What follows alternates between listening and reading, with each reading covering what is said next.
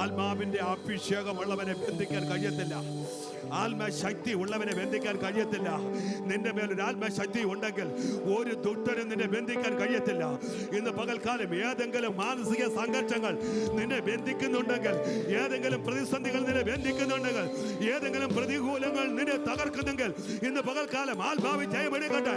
ആത്മശക്തിയുടെ വ്യാപാരത്താൽ ചില ബന്ധനങ്ങൾ പൊട്ടി മാറിയ, ആത്മശക്തിയുടെ വ്യാപാരത്താൽ ചില രോഗങ്ങൾ അഴിഞ്ഞു മാറിയ, നിന്റെ കണ്ണുനീരിനെ തുരുത്തിയിലാക്കി വെക്കുന്ന ഒരു കർത്താവുണ്ട്.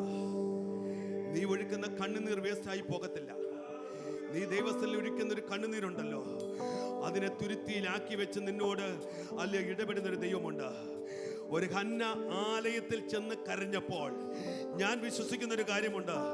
അവൾ ആലയത്തിൽ ചെന്ന് മുട്ടുമടക്കി അല്ല മനം കൊണ്ട് പ്രാർത്ഥിക്കുമ്പോൾ തന്നെ അവളുടെ കണ്ണിൽ നിന്ന് കണ്ണുനീർ ധാരതയായി ഒഴുകി വീഴുക.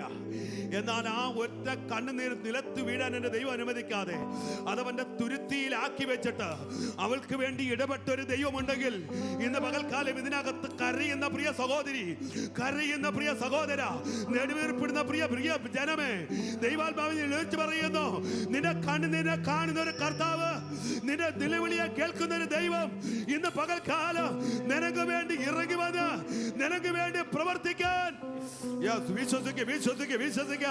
ഇന്ന് പകൽക്കാലം നീ ദൈവത്തിൽ കരയുന്ന കണ്ണുനീരിനെ കാണുന്ന ഒരു കർത്താവുണ്ട്. ഇന്ന് പകൽക്കാലം അവന്റെ പൊന്നു പാദപീഠത്തിലേക്ക് കടന്നു വരാൻ പറ്റുമോ?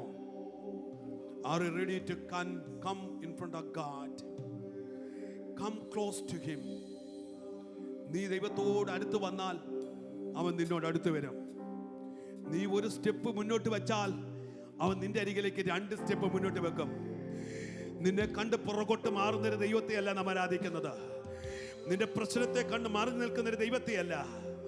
ഇന്ന് പകൽക്കാലം നിന്റെ പ്രശ്നത്തെ കണ്ട് നിന്നോട് അടുത്ത് വരുന്നൊരു ദൈവത്തെയാ ഞാനും നീയും ആരാധിക്കുന്നത്.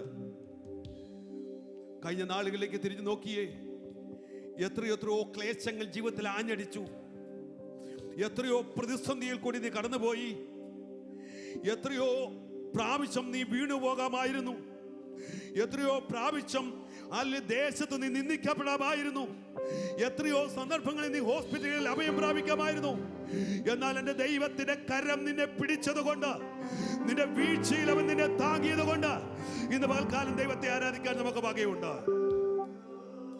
ആ കർത്താവിന്റെ അരികിലേക്കൊന്ന് മടങ്ങി വരാമോ? അവന്റെ അരികിലേക്കൊന്ന് ചേർന്ന് വരാമോ? Hallelujah, hallelujah. നന്ദിയുള്ള ഒരു ഹൃദയത്തോടെ